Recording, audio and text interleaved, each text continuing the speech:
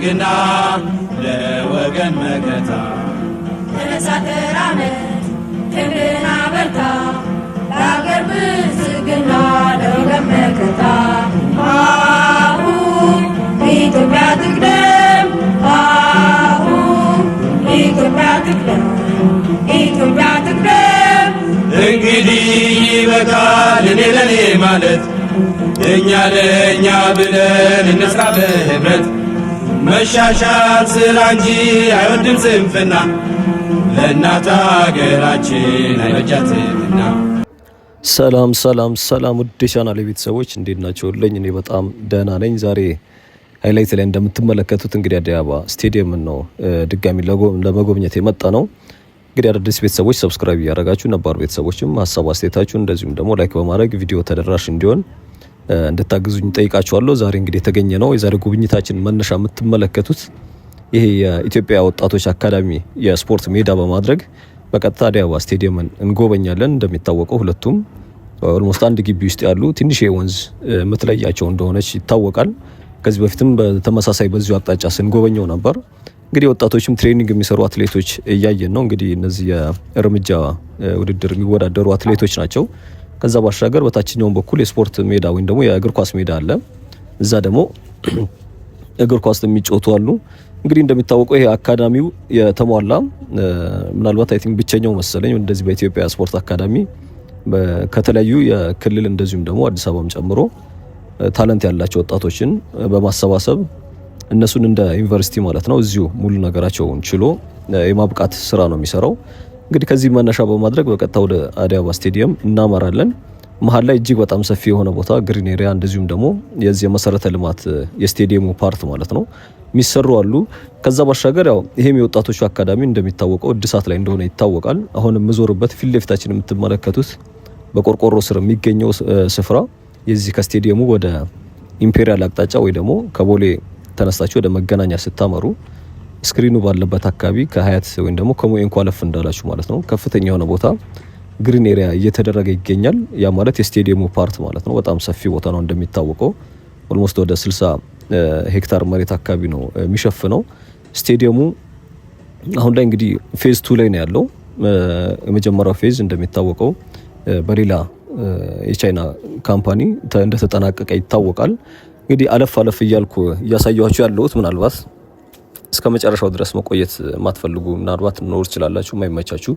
ስለዚህ ዋና ፓርቱን አሳያችሁና ከዛ በኋላ ስቴዲየሙ ገብተን ከወጣን በኋላ ዙሪያው ላይ ያሉትን መሰረተ ልማቶች ማስጎበኛችሁ ይሆናል። እንግዲህ እነዚህ አሁን ከምንመለከተው ስፍራ ውስጥ አንዱ እንግዲህ የዚህ የፓርኪንግ ስፍራ ነው። እንደሚታወቀው አዲስ አበባ ስቴዲየም ምስራቅ አፍሪካ ውስጥ ምናልባት ትልቁ የሚባል የፓርኪንግ ቦታ ይኖረዋል።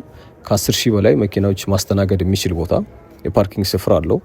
ከዛ ባሻገር እንደምትመለከቱት አይነት ደግሞ እንደዚህ አይነት ሜዳዎች የትሬኒንግ ሜዳዎች ይኖሩታል። እንግዲህ ከዛም ባሻገር ደግሞ ስቴዲየሙ ከእግር ኳስ መጫወቻነት ባሻገር የቮሊቦል፣ የባስኬትቦል፣ የዋና የመሳሰሉ ሌሎች አይነት ስፖርቶችም አብሮ የያዘ ኦሎምፒክ ስታንዳርድ የጠበቀ ዓለም አቀፍ ስቴዲየም ነው። እንግዲህ የስቴዲየም ፕሮጀክት ነው። እንግዲህ ሌላው ወደ 1200 አካባቢ የሚሆኑ መጸዳጃ ቤቶች፣ ወደ 800 የሚሆኑ ደግሞ መታጠቢያ ቤቶች የመሳሰሉት ይኖሩታል። ስቴዲየሙ ሙሉ ለሙሉ ተጠናቆ ወደ ስራ ሲገባ ማለት ነው። እንግዲህ ይሄ ስቴዲየም እንደሚታወቀው ሀገራችን ላይ አሁን ላይ እንኳን ከተወሰኑ ዓመታት በፊት ጀምሮ ትልልቅ ስቴዲየሞች እየተሰሩ ይገኛሉ። አሁን ላይ ምናልባት በግንባታ ላይ ያሉ እንደ አርባ ምንጭ አካባቢ ስቴዲየም አለ፣ የሐዋሳ ስቴዲየም፣ እነዚህን የመሳሰሉ ወደ ደቡብ አቅጣጫ እነዚህም አሉ። እንደሚታወቀው የባህር ዳር ስቴዲየምም የተወሰነ ነገር እየቀረው እንደሆነ ሚዲያ ላይ እንትንሰማለሁኝ። እሱ በጣም ትልቅ ስቴዲየም ነው። ከዛ ባሻገር የመቀሌው አለ፣ አዳማ፣ እንደዚሁም ደግሞ ነቀምት ምናልባት በቅርብ ትዝ የሚላችሁ ከሆነ ጠቅላይ ሚኒስትር ዶክተር አብይም ጨምሮ እዛ ሲሉት ነበር። እሱ ምናልባት ሙሉ ለሙሉ ይለቅ እርግጠኛ አይደለሁም፣ ግን እዛም ትልቅ ስቴዲየም እየተሰራ እንደሆነ ይታወቃል።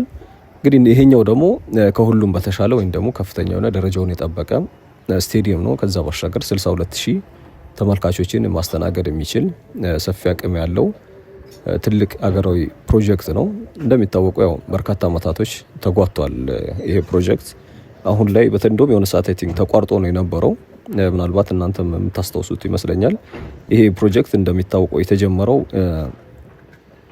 በ2012 ወይም ደግሞ 2004 በእኛ ማለት ነው የኢፌድሪ ስፖርት ኮሚሽን የዲዛይን ውድድር አቅርቦ ዓለም አቀፍ ማለት ነው እንግዲህ ውድድሩን ያሸነፉ አካላት ወዲያው ዲዛይኑ ከጸደቀ በኋላ ስራው እንዲጀመር ነበር የተደረገው። እንግዲህ ዲዛይኑም በርካታ ነገሮች በተለይ ደግሞ አገራዊ ቁሶችን መሰረት ያደረገ ነው የነበረው። አንደኛው ምንድነው በተለይ ወደ ጣራው አካባቢ የመሶብና እንደዚሁም ደግሞ የቅርጫት ቅርጽ እንዲዝ ነው የተደረገው። ከዛ ባሻገር ደግሞ የስቴዲየሙ የመሬት አቀማመጡ ደግሞ ከላሊበላ ውቅር አብያተ ክርስቲያን ጋር የሆነ የተቆራኘ ወይም ደግሞ ከዛ የተቀዳ አይነት እንትን እንዳለው አይቻለሁ አንብቤ ያለው ዲዛይን ሲደረግ ማለት ነው። እንግዲህ አዲስ አበባ የተባለበት እንደሚታወቀው አዲስ አበባ ኢትዮጵያ የአዲስ ዓመትና እንደዚሁም ደግሞ የብሩህ ተስፋ እንደሚያሳይ ከዛ ትርጓሜ ተወስዶ ስቴዲየሙ በዛ መሰረት እንግዲህ ዲዛይን እንደተደረገ ቼክ አድርጌያለሁኝ። እንግዲህ ሙሉ ለሙሉ ወደ ፕሮጀክቱ የተጀመረው 2016 ወይም ደግሞ 2008 አካባቢ የመሰረተ ድንጋይ ነው የተቀምጦ በዛው ነው የተጀመረው። ከዛ የመጀመሪያው ምዕራፍ ቻይና ስቴት ኮንስትራክሽን ኢንጂነሪንግ ኮርፖሬሽን የሚባል ተቋም ነው የመጀመሪያውን ፌዝ ሙሉ ለሙሉ የሰራው ማለት ነው። ያው ከሱ ጋር የነበረው ውል እንደተቋረጠ ይታወቃል። በተለያዩ በኢሹዎች ከሱ ጋር የነበረው ውል ተቋርጦ አሁን እየሰራው የሚገኘው ፌዝ 2 ማለት ነው። ቻይና ኮንስትራክሽን ኮሚኒኬሽን ካምፓኒ የሚባለው እነዚህ 4 ሲ የያዘው እሱ ነው። እንግዲህ አሁን ላይ የቀረውን ፕሮጀክት ፌዝ 2 እያጠናቀቀ የሚገኘው ማለት ነው። እንግዲህ መጀመሪያው ፌዝ 1 የሚባለው የስቴዲየሙ ዋና የኮንክሪት መዋቅር፣ የፍሳሽ ማስወገጃ፣ የመጫወቻ ሜዳው እነዚህን በ2020 አጠናቆ ውሉን በዛው አቋርጦ አሁን ካለው ጋር ፌዝ 2 ተጀምሯል ማለት ነው። እንግዲህ አሁን ላይ በርካታ ነገሮች እውነት ለመናገር እያለቁ ነው የሚገኙት። እንግዲህ ከዚህ በፊትም በነበረው ቪዲዮ ሼር እንዳደረኳችሁ የተለያየ ባለስልጣናትም እንዳሉት ኦልሬዲ ስኬጁል በተደረገው መሰረት ይጠናቀቃል ነው የተባለው። አሁን ላይ ደግሞ ምናልባት ማሽነሪዎች ቅድም ሃይላይት ላይ እንዳያችሁት በግራም በቀኝም በተለያዩ አቅጣጫዎች ይሄ ጣሪያውን የሚገጥሙ ማለት ነው ማሽነሪዎች ተዘጋጅተዋል። እንደዚሁም ደግሞ ውስጥ ስንገባ ምናልባት እንመለከታለን በርካታ ኬብሎች ተዘርግተዋል ወደ ስቴዲየሙ ማለት ነው። እነዚህ ኤሌክትሪክ ኬብሎች እነሱም ምንድነው ከቀጥታ ከውጪ ከሆኑ እንትኖች ማሽነሪዎች ጋር የተገናኙ ናቸው። ከዛ በሆነ በመስኮት ምናምን አሾልከው ወደ ውስጥ ያስገቧቸውና እርስ በርስ የተያያዙ ናቸው። ምናልባት እነዚህም የዛ ፓርት ነው የሚሆኑት። ከዛ ባሻገር ደግሞ ስክሪኖች እንደነበሩት ይታወቃል። 2 ስክሪኖች አንደኛው በዚህ በመገናኛ ሁለተኛው ደግሞ በቦሌ መድኃኔዓለም ቤተክርስቲያን አቅጣጫ 2 ስክሪኖች ነበሩ። እነሱም አይ ቲንክ አሁን ተነቅለዋል። ቅድም ሃይላይት ላይ ልብ ብላችሁ ሊሆን ይችላል። እንግዲህ አሁን ፊት ለፊት የምታዩት አንደኛው በዚህ በቦሌ መድኃኔዓለም በኩል ያለው ማሽነሪ ነው። ይሄም ምንድነው እነዚህ ጣሪያው የሚገጠሙ እቃዎችን በቀጥታ ከዚህ ወደ ስቴዲየም ውስጥ አድርጎ ወደዛ የሚያሳልፍ እንትን ነው። ከዛ ባሻገር ልብ ብላችሁ ከሆነ ባለፈው ከ22 ማዞሪያ ጋር ይሄንን ተመልክተነው ነበር። ወደ ጣሪያው አካባቢ ብሎኖች ምናምን የመሳሰሉ ነገሮችን ሲገጣጥሙ ተመልክተናል። ከዛ በኋላ ደግሞ ኬብሎች ምናምን እየተዘረጉ አዳዲስ ነገሮች አይቻለሁኝ። እንግዲህ አሁን የሚቀረው ስለዚህ ፌዝ 2 አንደኛው የዚህ ወንበር ገጠመው፣ ከዛ ባሻገር ደግሞ የጣሪያው እንደዚሁም ደግሞ ውስጡ የከፍተኛ የሆነ ቴክኖሎጂ ኢንስታል የሚያደርጉት አለ ወይም ደግሞ የቴክኖሎጂ ጭነቶች እነዚህ ይቀራሉ። እና ደግሞ ሊፍት አለ። ምናልባት እሱንም ጠጋ ብዬ አስመለከታቸዋለሁኝ። ቅድም ላይ አላደረኩትም። እንግዲህ እሱንም እንመለከታለን። እነዚህን የመሳሰሉ ነገራቶች እንጎበኛለን። ያው ውስጥ ላይ ነን ያለነው። እስከ መጨረሻው ድረስ አብራችሁኝ ቆዩ። እንደዚሁም ደግሞ ላይክ ሀሳብና ሼር ማድረጋችሁንም አትርሱ። እንግዲህ ወደ ላይ ከፍ እያለን እንገኛለን።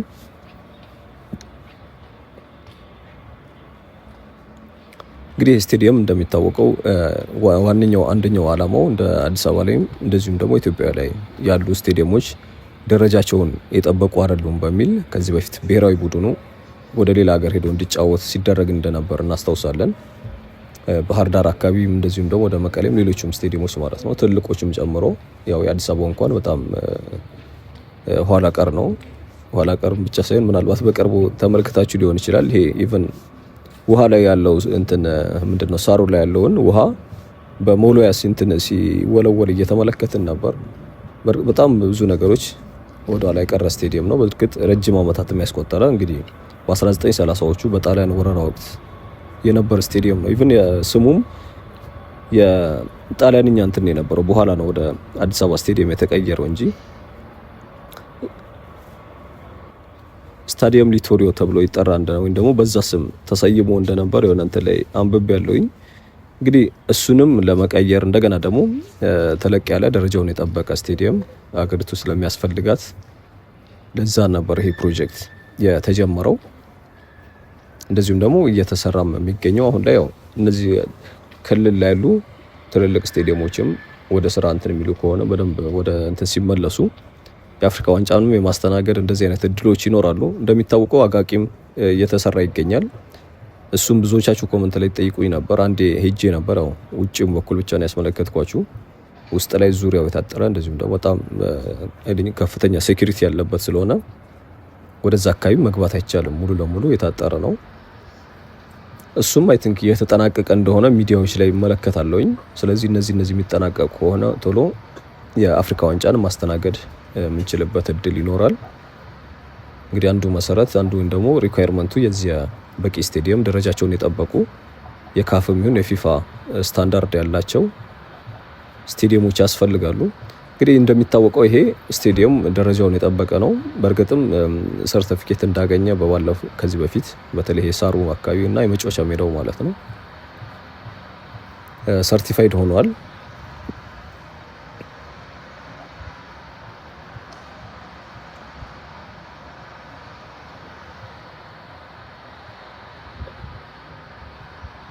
እንግዲህ እስካሁን አንዱ ከተጓተቱበት ምክንያቶች ያው የውጭ ምንዛሬ እጥረት እንደዚሁም ደግሞ የኮቪድ-19ም ከዛ ባሻገር ደግሞ የዋጋ ንረት እነዚህ ነገራቶች ተግዳሮት ሆነውበት ነበር። እንግዲህ አሁን ሁለተኛው ፌዝ ላይ ነው ያለ ነው። ዶክተር አብይ ወደዚህ ወደ ስልጣን ከመጡ በኋላ እንደዚሁም ደግሞ ዩናይትድ አረብ ኤሚሬትስ የተወሰነ ድጋፍ አድርጋለት መልሶ ወደ ስራ እንደገባ ስቴዲየም ወይም ደግሞ ከሌላ ህንጻ ተቋራጭ ጋር በመሆን ፕሮጀክቱ እንደገና ተጀመረ ማለት ነው።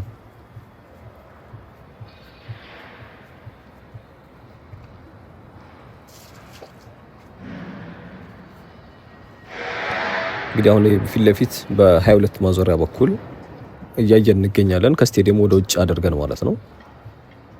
ከቦሌ መድኃኔዓለም ወደ 22 ማዞሪያ የሚወስደው መንገድ ማለት ነው።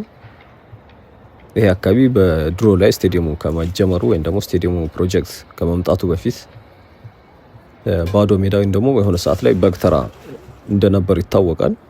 በግ ነጋዴዎች ምናምን ነበሩ በርካታ። ከዛ ባሻገር ደግሞ ጆተኒ የሚያጫውቱ ወጣቶች፣ እንጨት መደብሮች ምናምን ነበሩ እዚህ አካባቢ። በርግጥ ድሮ ላይ ከዚህ በፊት ኮመንት ላይ እንትን እንዳልኩት ከሆነ ኢቭን የፈረስ ማስጋለቢያም እንደነበረ ምናልባት በጣም የቆየ መሆን አለበት ድሮ ማለት ነው። እንደዛ አይነት እንትን ኮመንት ላይ ሰምቻለሁኝ። ከዛ ባሻገር ግን በርካታ ነዋሪዎች ያው እንደነበሩበት ይታወቃል። እዚህ ስቴዲየሙ ያለበት ስፍራ ላይ ወደ 3 መንደሮች አካባቢ ነበሩ።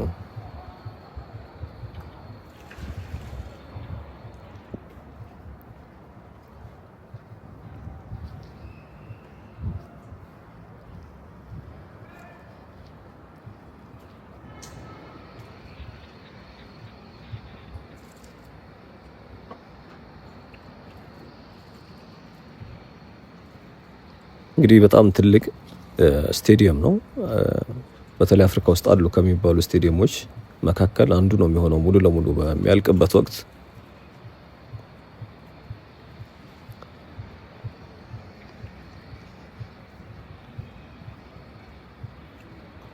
ለቴስት መሆን አለበት። ምናልባት እዛ አካባቢ የተገጠሙ ወንበሮች ኦሬንጅ ወንበሮች ይታዩኛል፣ በፊትም ያሳየዋቸው ማለት ነው። እነዚህ ኮንቴነሮች ያሉበት አጠገብ ያው ይሄ ደግሞ የምትመለከቱት ያው ብረቶች ተደርገዋል። ይሄ ፊት ለፊት እንደምታዩት አይነት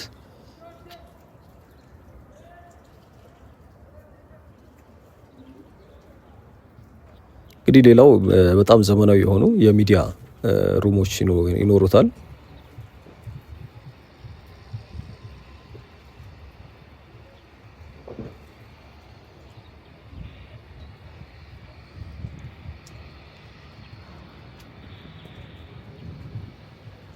ያው ስክሪኑ እንደምትመለከቱት ኦልሬዲ ተነስተዋል። በዚህም በኩል ያሉት ሁለቱንም ማለት ነው።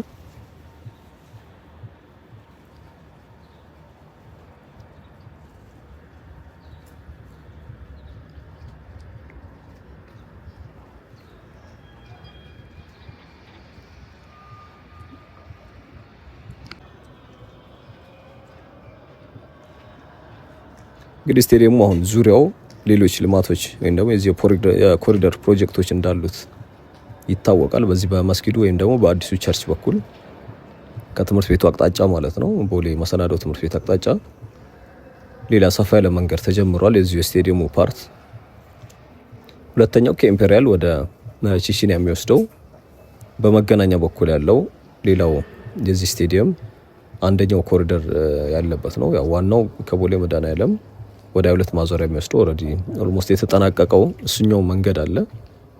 እንግዲህ ዙሪያው ከዚህ በፊት ያው ብዙ ባዶ ቦታ የነበረው አሁን ላይ ትልቅ ስቴዲየም አርፎበት ከዛ ባሻገር ደግሞ ዙሪያው አዳዲስ ፕሮጀክቶች ይዞ ቤቶች ታድሰው የንግድ ተቋማቶች በርካታ የንግድ ተቋማቶችም ወደ ስራ የገቡበት እንትን ነው እየተመለከትን ያለ ነው።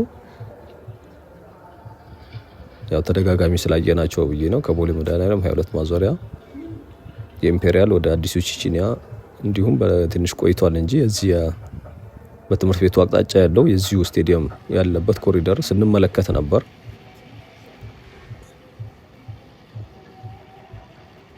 እንግዲህ ወንበሮቹ ምናልባት እየታያችሁ ከሆነ እዛ ኦሬንጅ ወንበሮች አሉ በዛኛው ሳይድ ከቀዮቹ ብረቶች ኋላ ማለት ነው። እንግዲህ ከስክሪኑ ከነበረበት በታች እንግዲህ በዚህም በጀርባ በኩል ያው ሌላው ማሽነሪ በዚህ በ24 በኩል ወይም መገናኛ በኩል የተተከለውን ማሽነሪ እየተመለከትን እንገኛለን።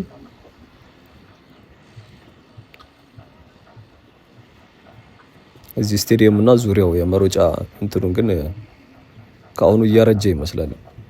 በእርግጥ ያው ገና ነው ወይ ድራቢዎች ብዙ ነገሮች ይኖሩታል። ዙሪያው ላይም የመሮጫ ትራክ መስራታቸው አይቀርም። ወንበሮቹ ተገጥመው እያንዳንዱ ነገር ሲል ደግሞ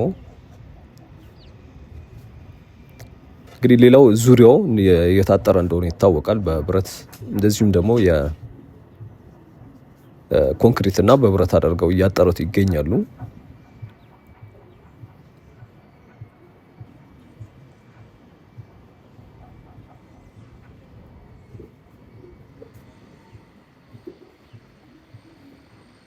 ይህ ደግሞ በቦሌ መድኃኔዓለም አቅጣጫ ያለው ነው። እንግዲህ በርካታ በሮችም አሉት እንደምትመለከቱት። በዚህም በፊት ለፊትም በኩል ይታየኛል። በዚህ እኔ ባለውበት በቀኝ በኩላችንም እንደዚሁም በምዞርበት አቅጣጫ ያው በዚህኛው በኩል ቀዮቹ እንትን ባሉበትም ሌሎች ወደ 5-6 የሚጠጉ መግቢያ በሮች አሉት።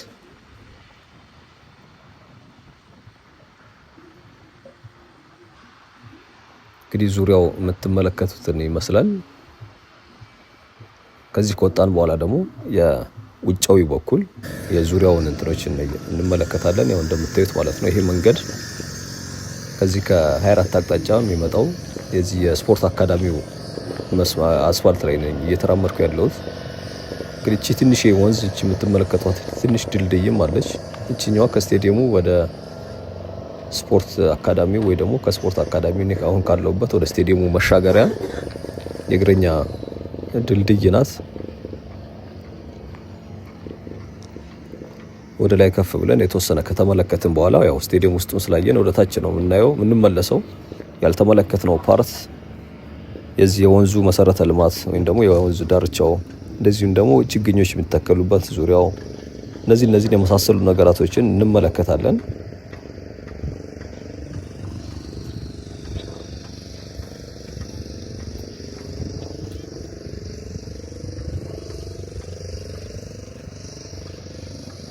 እንግዲህ ወደ 37 ሄክታር መሬት ያረፈ ላይ ነው እንግዲህ እነዚህ መሰረተ ልማት እየተሰሩ የሚገኙት ከስቴዲየሙ ውጪ ባሉት ቦታዎች ማለት ነው። በጣም ሰፊ ቦታ ነው።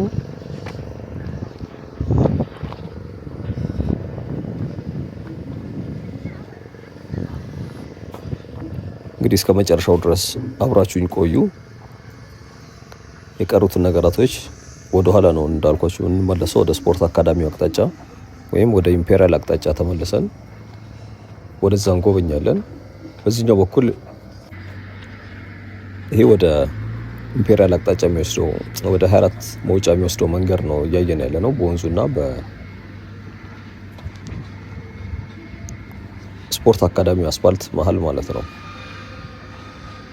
ተመልሰን ግን ወደ ጀርባ ነው የምናመራው። ቆርጬ የስቴዲየሙን ፓርት ወደፊት ስላመጣሁት ነው እንግዲህ ቀድመን እሱን የተመለከት ነው።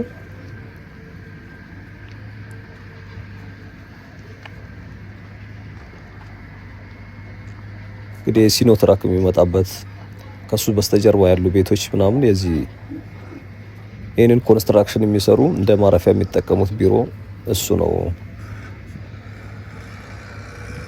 እንግዲህ ከዚህ በታች በኩል ደግሞ አንዲት እየሰራት ያለች የዚህ ሄሊኮፕተር ማረፊያ ሰፋ ያለ እንትን እየተመለከትኩ ነበር። እየገነቡ ነው የሚገኙት።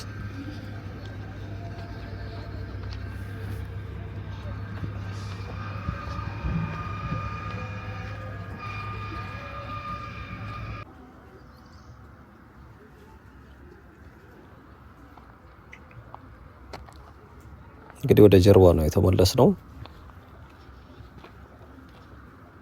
አሁን በቀጥታ ወደ ታች ወደ ግሪን ኤሪያው አድርገን ወደ ወንዝ ዳርቻው እነሱን ከተመለከተን የዛሬ ጉብኝት እናጠናቅቃለን። እንግዲህ እስከቻላችሁትና እስከፈቀዳችሁት እንድታዩት ጋብዛለሁኝ።